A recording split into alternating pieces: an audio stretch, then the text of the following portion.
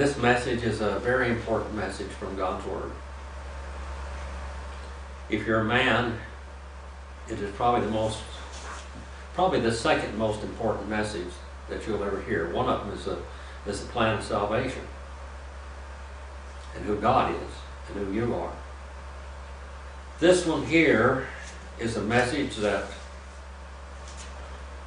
every young man needs to study. Now, there are some men in this world that may not need this message, because you don't have this problem.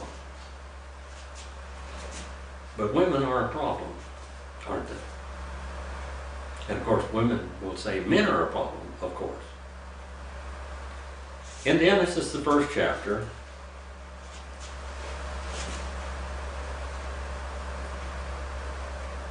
in verse number 24, and God said, let the earth bring forth living creatures after their species, and cattle and creeping things and beasts of the earth after their kind. And God made the beasts of the earth after their kinds, and the cattle after their kind, and everything that creeps upon the ground after its kind. And God saw that it was good. Actually, what it says, and God saw it became good. It was not good, but now it became good. Because the earth had been destroyed, and now the earth becomes good again. And then on verse number 26 is a very important verse. Then God said, let us make man in our shadow casting likeness. That's his spirit. And according to our blood flowing likeness, physically. And let them have dominion or sovereignty like the Father. First of all, we have the Spirit, then we have the Son, and now we have the Father. The sovereignty. Over the fish of the sea, and over the birds of the sky, and over the cattle, and over all the earth, and every creeping thing that creeps upon the earth. And God created man in his own image. In the image of God, he created them. Male and female, he created him. God blessed them, and God said, be fruitful and multiply. Now, the Hebrew is a very unusual language. It may state a fact over here and then explain how he did it over here. Now, in the second chapter of the book of Genesis, it said in verse number 18, and out of the ground, oh no, not 19, but 18, and the Lord God said, it is not good for the man to be alone, and I will make him a helper suitable for him. And then it says that God created all the living creatures, and that man gave them names, and the man gave names to all the cattle, and to the birds of the sky, and every beast of the field. But for Adam there was not found a helper corresponding to him. Is what it says, corresponding to him, a shadow image of him. So God calls the deep sleep a hypnotic trance. The word in Greek is hypnosis. To fall upon the man, and he slept, and he took, now it says one of his ribs here, but that is what the Hebrew says, it took of his sides. It took of his sides, and it took of his fleshes, and he enclosed the fleshes up instead of hers, what literally it says. And Jehovah Elohim fashioned a woman from the sides, from the flesh, and from the blood that he had taken from the man, and brought her to the man. And let's see what the man says now. And the man said, this is now bone of my bones, and fleshes of my fleshes, and she shall be called woman, because she was taken out of man. Woman means out of man. For this cause a man shall leave his father and his mother, and shall cleave to his wife, and they shall become one flesh. And the man and his wife were both naked, and were not ashamed. Now we know what happened here in Genesis 3rd chapter. In Genesis 3rd chapter, now the serpent, the Nahash, became more crafty than any other beast of the field which the Lord God had created. And he said to the woman, Indeed hath God said, You shall not eat from any tree of the garden. And the woman said to the serpent, From the fruit of the trees of the garden we may eat. But from the fruit of the tree which is in the middle of the garden, God said, You shall not eat, lest you touch it, or you shall die. In other words, God said, Leave it alone. It's mine. And the serpent said to the woman, You surely shall not die. Now the woman at this point in time was not subject to death. She was not subject to death. She would have never died. They had never seen death. Hadn't seen any death. They didn't know what death was.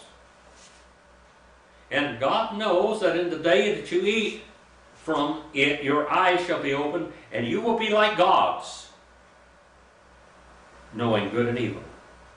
And the woman saw that the tree was good for food, and that it was a delight to the eyes, and that the tree was desirable to make one wise.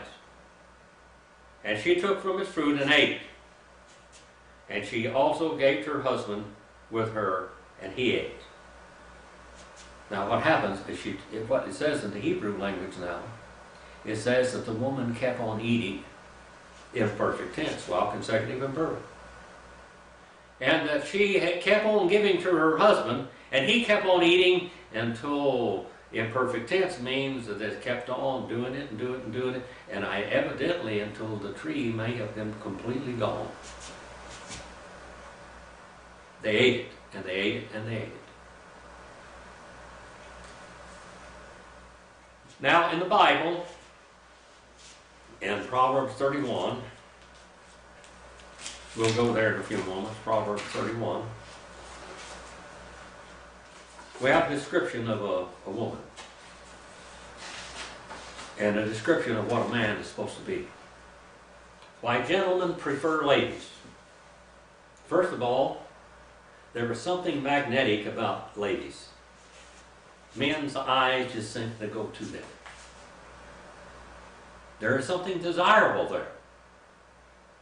And the Bible tells us that a man shall leave his mother and father and cleave to his wife. He will try to find a wife.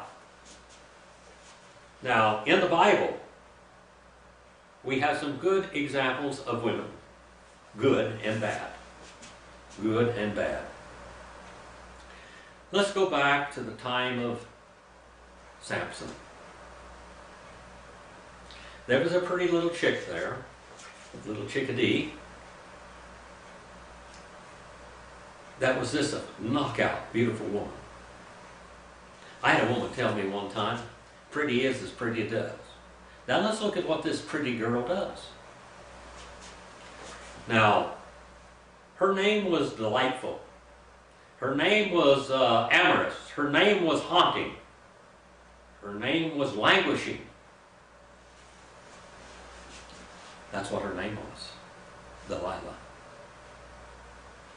Now Delilah was a beautiful woman,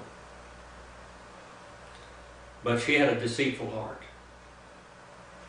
Why men prefer ladies, why gentlemen prefer ladies, why gentlemen ought to prefer ladies. It can cost you a lot if you don't find a lady. A lady. Delilah, haunting, seductress, delightful, flirt. This is all what her name meant. She was a beautiful woman. And Samson lay with her many times. Many times. And as he lay with this woman, he became extremely attracted to her. And to the point of even making himself vulnerable to her. He liked what she did. He liked how she looked. He liked how she smelled. He liked the taste of her lips and her warm embrace. But he wasn't thinking about the future. Samson had killed many Philistines in the book of Judges, as you see. Samson was a very strong man, not in himself, but the power of God was in him. The power of God was in him. The power of God controlled the strength of Samson. Now, Samson was a Nazarite from his mother's womb. He was a Nazarite. He was born to be a Nazarite. But Samson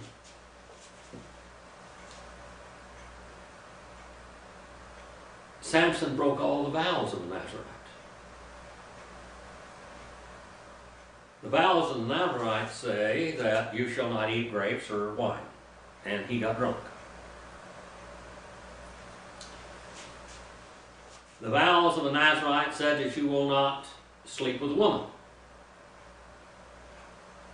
when you're under the vows of the Nazarite. And he did that. And the vows of the Nazarite also said you shall not cut your hair. Your hair is a sign that you are owned by God. A woman has long hair. Many women do have long hair. And Paul the Apostle said it is a sign of subjection. That her hair is long because she's supposed to be subject to her husband. In the 1920s, women began to bob their hair. They were little flappers. They were loose women. Well, let's go back in time. That's nothing new. Delilah was a loose woman. Delilah was a beautiful woman. Delilah could charm Samson, and Delilah could love Samson sexually, which she did. But Delilah was not faithful. Pretty is as pretty does. Samson should have known the Philistines kept offering her money to find out what the secret to Samson's strength was. Samson was probably not a real muscular big man. But when the power of God came upon him, he could slay armies. 200,000 or 300,000 men had power of God. And Delilah kept telling him, you don't love me if you don't tell me where your power lies. And he said, well, it lies in this, it lies in that. If they bind him with cords, if they bind him with this, if they did this to him, if they did that to him. And when the Philistines came upon him, he just jumped up and shook the cords off and the chains and whatever.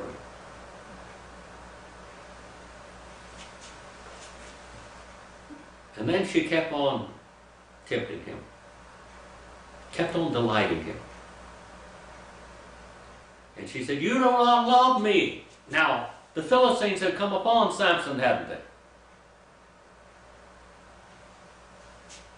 Samson was not a dummy, yet he acted like one when it come to that woman.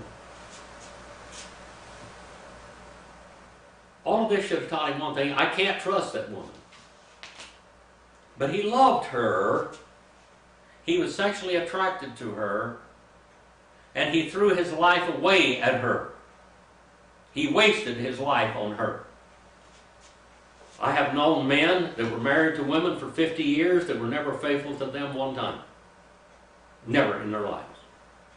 The man wasted his life on the woman. Wasted his life. Yeah. Women that would bring up illegitimate children. I've known this happen many, many times. I counseled with a man and a woman one time, and I knew this woman very well. And I told the man when they had to go through counseling, and she was a young woman, but I knew her past. She was beautiful. And this guy just was crazy in love with her.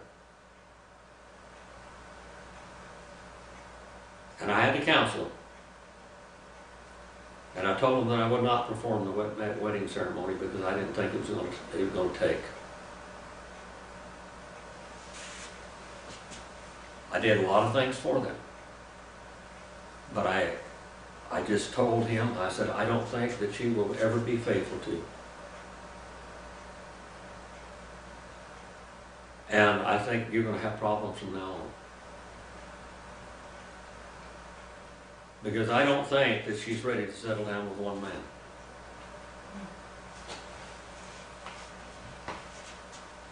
Well, she was a very blonde white woman, and he was a very blonde white man.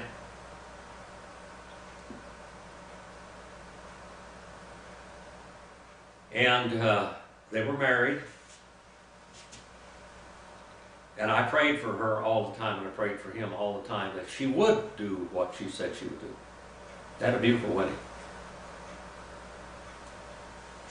But about 12 months later, she was pregnant, and she had a child.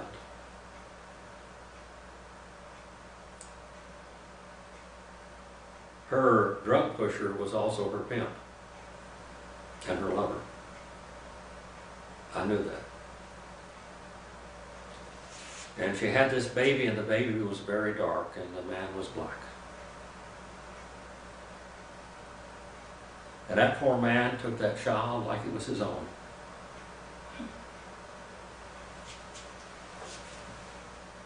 She ran off with a motorcycle gang. Wildlife. Had a child that was just wild. The girl was very beautiful that she had. But the boy with the motorcycle gang was wild. In prison by the time he was 18 years old. The marriage didn't last. Pretty is as pretty does. Delilah finally twisted Samson's arm and his heart and his will till she got him to submit, and she told him the real secret. And then she cut his hair. And he became nothing but a weakling. He was taken, they cut his eyes out. They made him grind grain like a woman. And at the end of his life, his hair finally grew back. And he asked God to give him strength one more time. And he brought the house down on all these pagans, and he killed more people in his death than he did in his life. My gentlemen should prefer ladies. Delilah was not a lady. This woman I told you about was not a lady.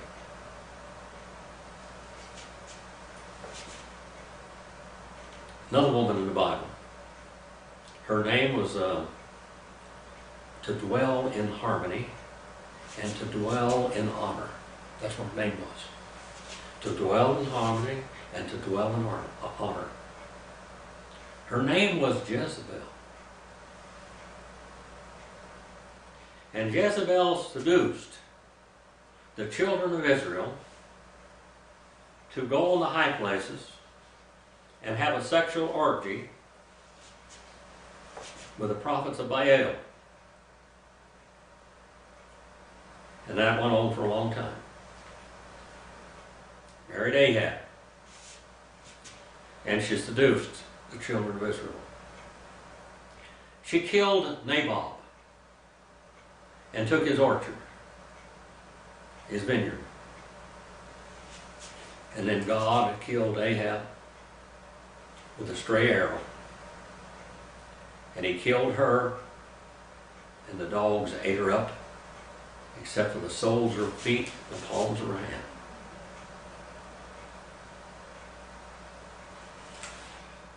In the history of Israel, there was a king, a mighty king by the name of David.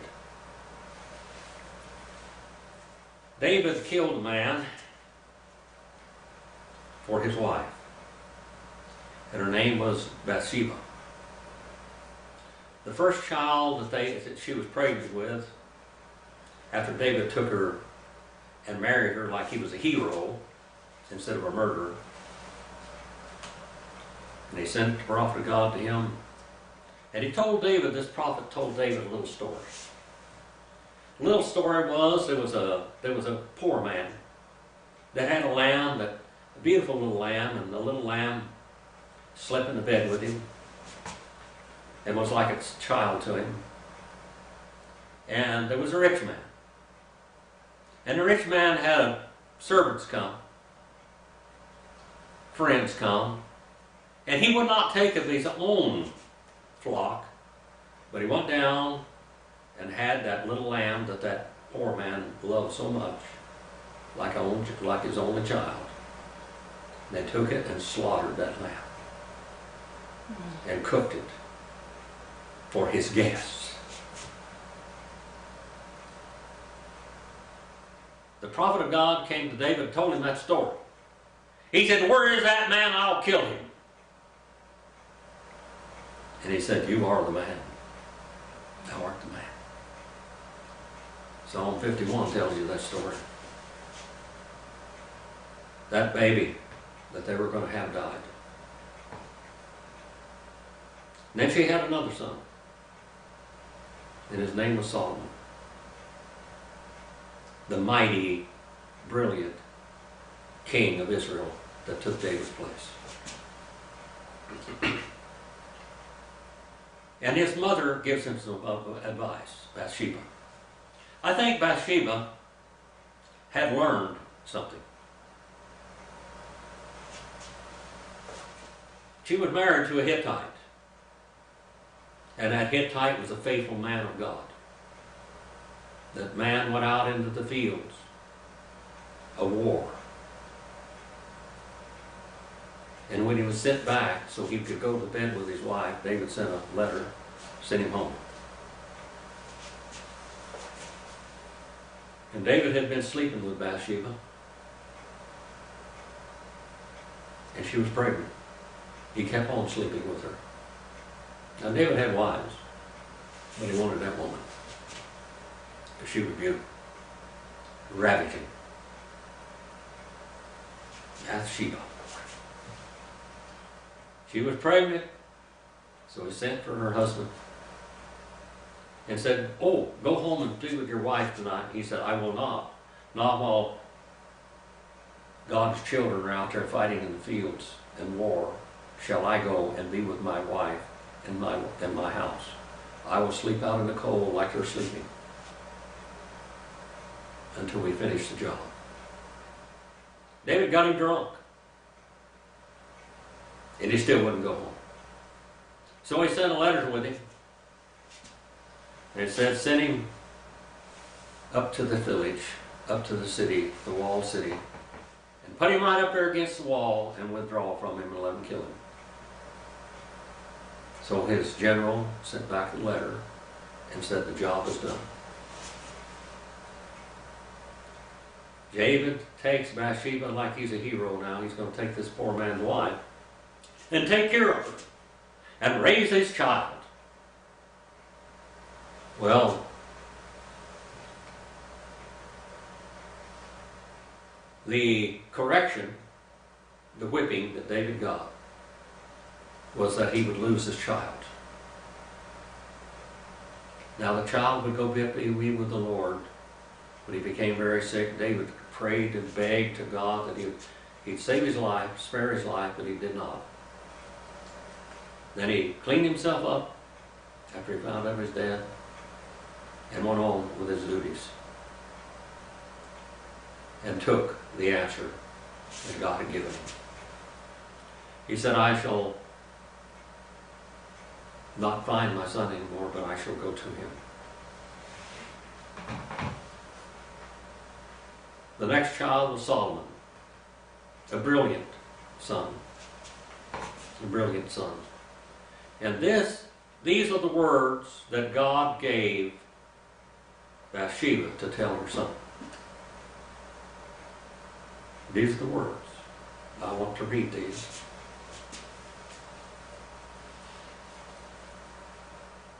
The words of King Lemuel, the oracle, which his mother taught him. These are his mother's words. Solomon is quoting his mother's words. What, O my son, O what, O son of my womb? A woman that has a child, the love that is for that child, natural love, should be more than her own safety. A mother should sacrifice her life, her wealth, or whatever it takes for her children. O son of my womb, O what, O son of my vows, do not give your strength to women. Do not give your strength to women. Too many women.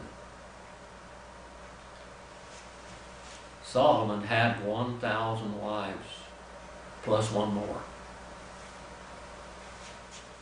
1,000 wives, concubines and wives only, and then also Sheba, the Queen of Sheba. And she had a child by him. That's the story of the black people that in Ethiopia that are Jews. That's it. 1,001 wives. Boy, did he give his strength to women. And his heart ran after the women. But let's see what his mother told him. And this is real good advice for you out there, men. And women too. Why gentlemen prefer ladies. Ladies. Genuine, true ladies. A lady is a lady if she's a lady. She can act like a lady, she can dress like a lady, she can smell like a lady, she can look like a lady, but she can act like she's right out of hell. Pretty is as pretty does. And that is what Solomon's mother is telling him. Are your ways to that which destroys kings? It is not for kings only, Lemuel. It is not for the kings to drink wine, or rulers to desire strong drink, and that is very high alcoholic wine. Wine, drink too much wine, and too much strong drink. Because you're not in control of your senses. And that's what his mother tells him. It destroys kings, it destroys kingdoms. Lest they drink and forget what is decreed, and pervert the rights of all the afflicted. Give strong drink to him who is perishing. Those that are sick, give them painkillers. To those that are dying, give them relief. Give them something to drink. Give them some medication.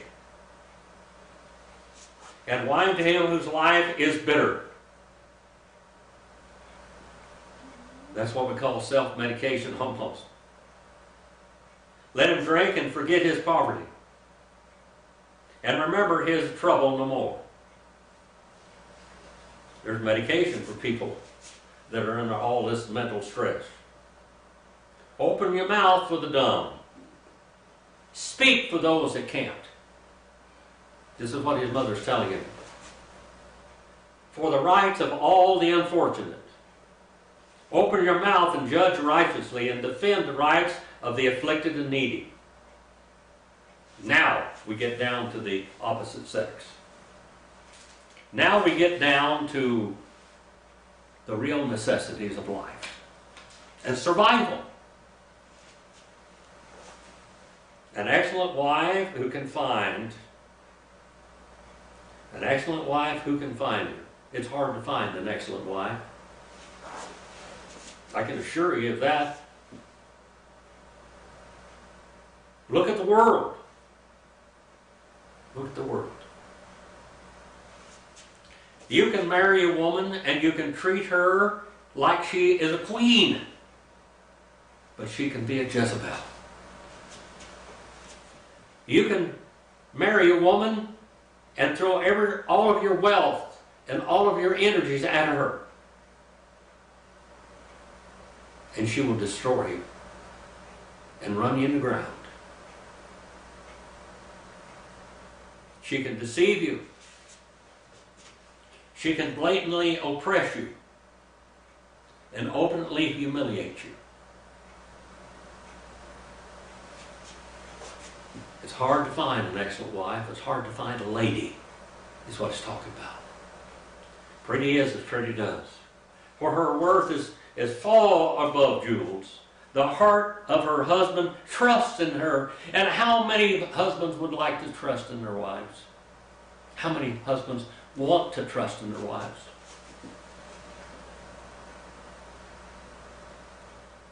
And he will have no lack of pain, of gain, that is, no lack of gain. You marry the wrong woman and you'll have no lack of pain.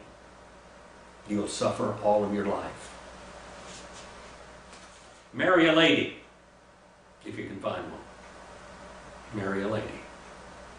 Why, gentlemen should prefer ladies. Ladies. Not Jezebels and not Delilahs. And she does him good and not evil.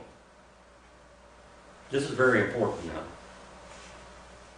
All the days of her life, she will serve him and she will love him. She looks for wool and flax and works with her hands in delight. She wants to do this. He doesn't have to tell her to do anything. She does it. She wants to. She's a busy person, not lazy. My step-grandfather used to call women and men lazy bummers. Lazy bummers. They're a lazy bummer. She's not a lazy bummer. She is like a merchant ships.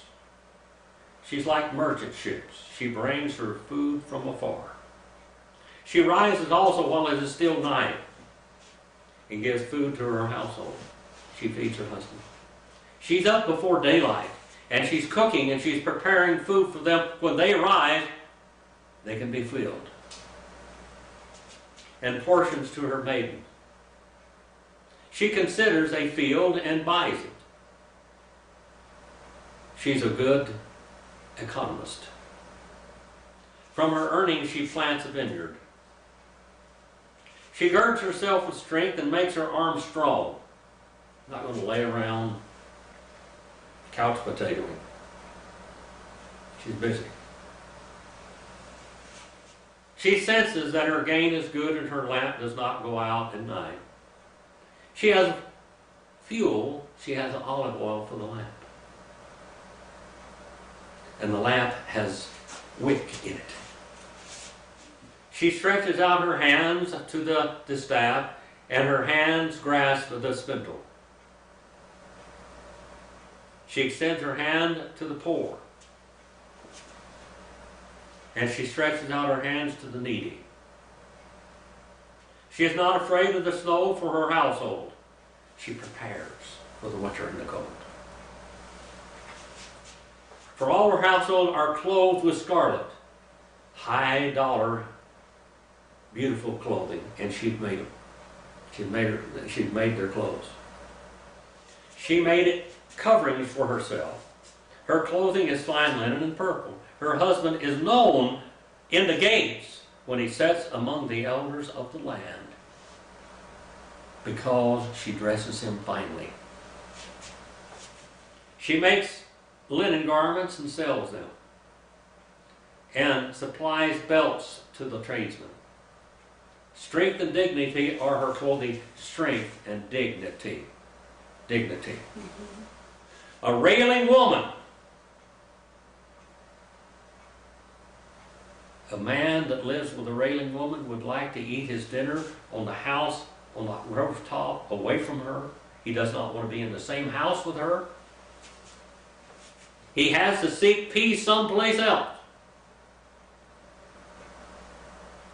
A railing woman is like an anchor around a man's neck.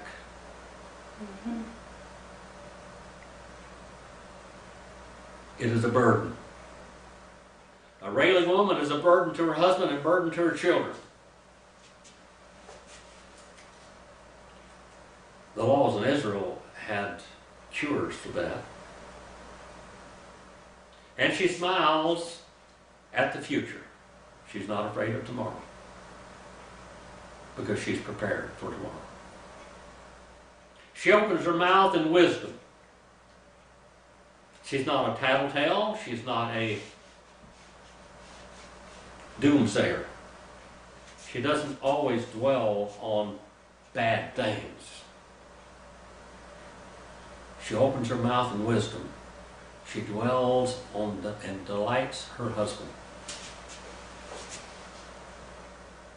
And the teaching of her kindness is on her tongue.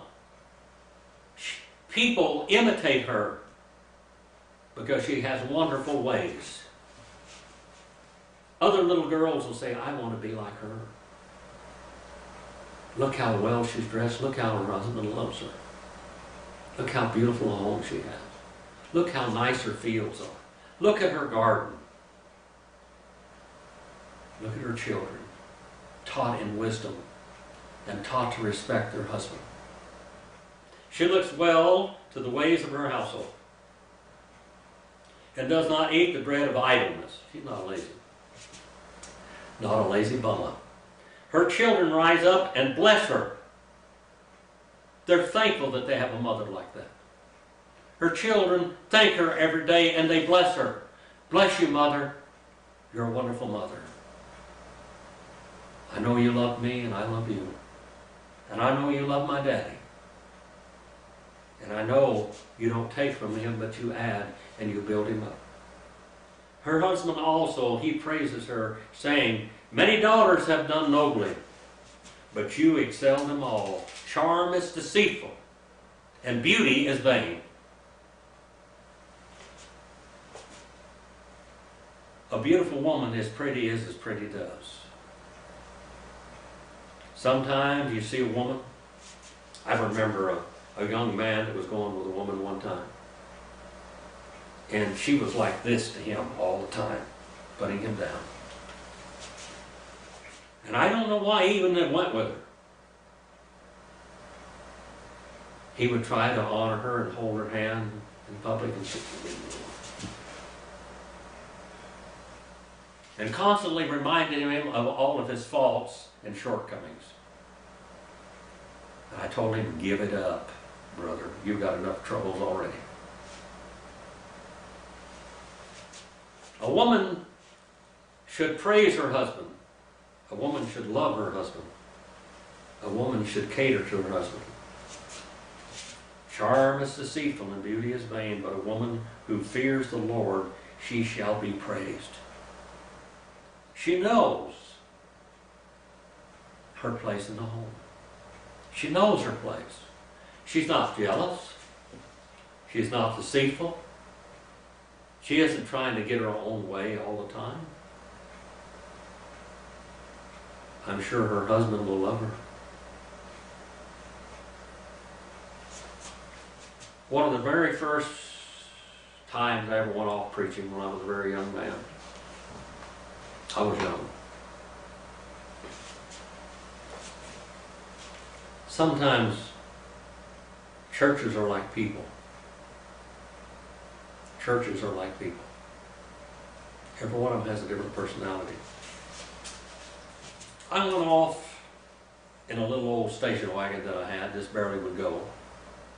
And I drove about 150 miles to preach on Sunday morning in a little old church out in the country.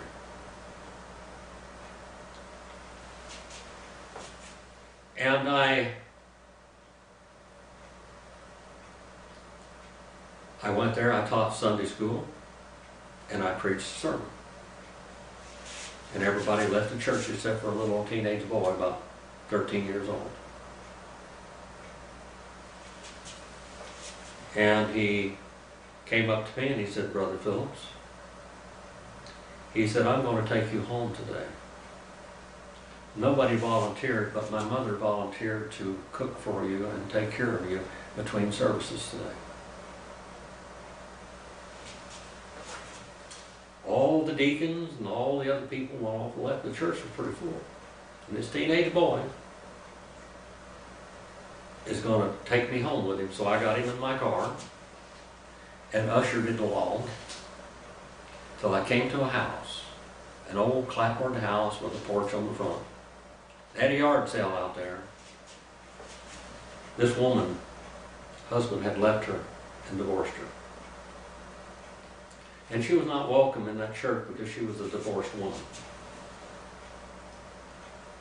But she took home the preacher. Sent her boy to bring home the preacher because nobody else wanted to feed him. Now, you know that preachers on Sunday are supposed to be fried chicken and mashed potatoes and corn on the cob. And that's exactly what I had in green beans. The woman was cooking on a wood-burning cook stove. She had just a board floor in the house, just board, but it was clean, slick clean. Everything in that house was spotless. Everything in the yard was spotless. But it was very, very poor. Little old two-room house with an outhouse and a wood-burning cook stove. That woman cooked a good dinner for me. It was in the wintertime, and that wood-burning cook stove felt good because it was cold. Mm-hmm. And not only did she cook this good food for me, but this is the first time in my life that I ever ate fried pies.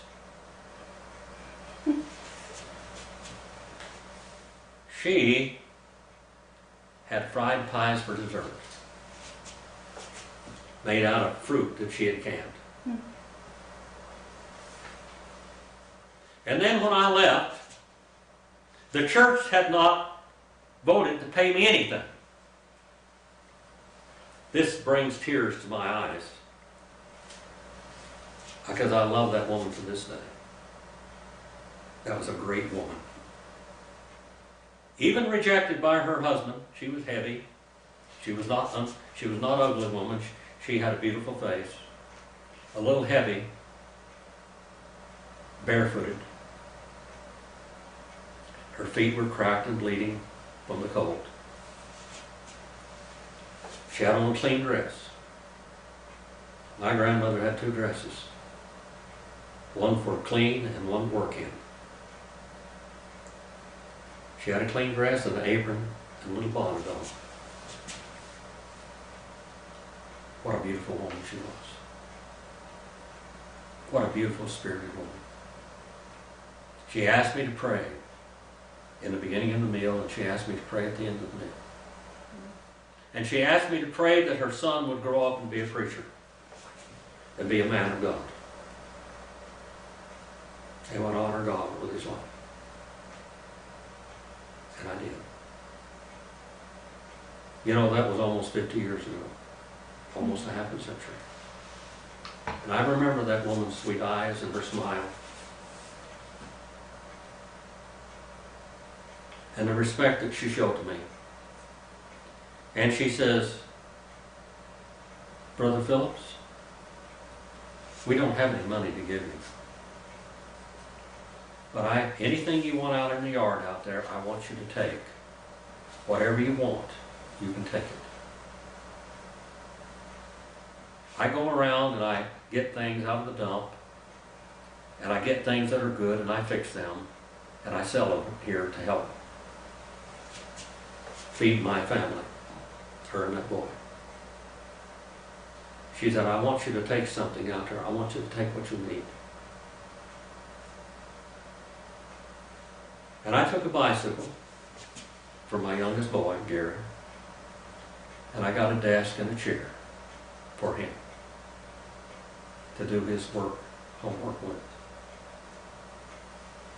I took it home. And every time that I walked in that room and I saw that desk and chair, I thought of that woman and how they honored me that night. I went back from church that the woman was not welcoming. And I preached Baptist training course and an evening sermon. She told me to come back by and bring the boy home. And she gave me a basket of food. And we loaded up the desk and the chair and the bicycle. I never saw them again. I heard the boy went to the seminary and grew up to be a man of God. He had a good example in that woman. Rejected by the church, but honored by God. She was the greatest Christian person in that church. Her husband had left her, but she raised that boy, and she honored me with her presence and a meal. Boy.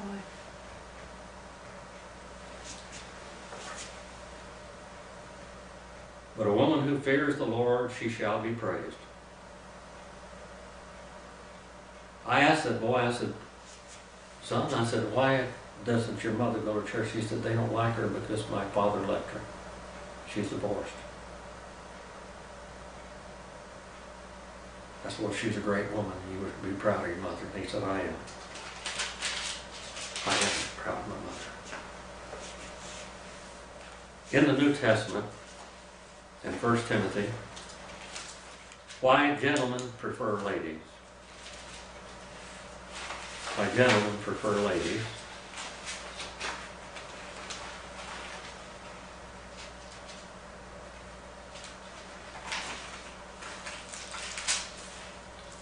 In 1 Timothy. 1 Timothy. Let's go to 1 Timothy.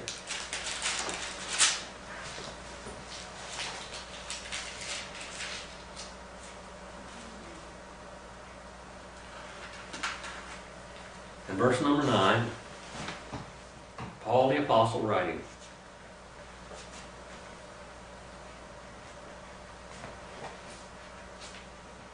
He said, I want men in every place, in verse 8, to pray, lifting up holy hands without wrath and dissension. Holy hands, in other words, they have a righteous, clean life.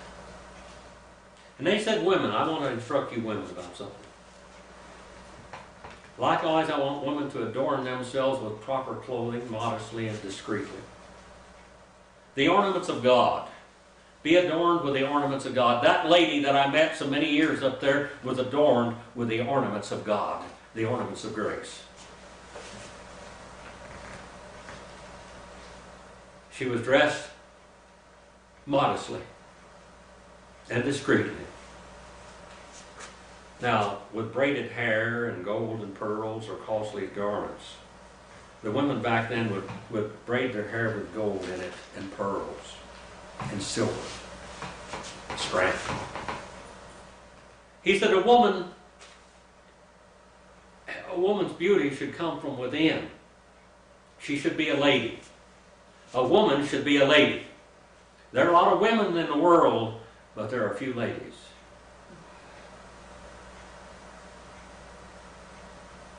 The book of Proverbs says it's hard to find a good woman. Men, good men are few and far between, but it's hard to find a good woman.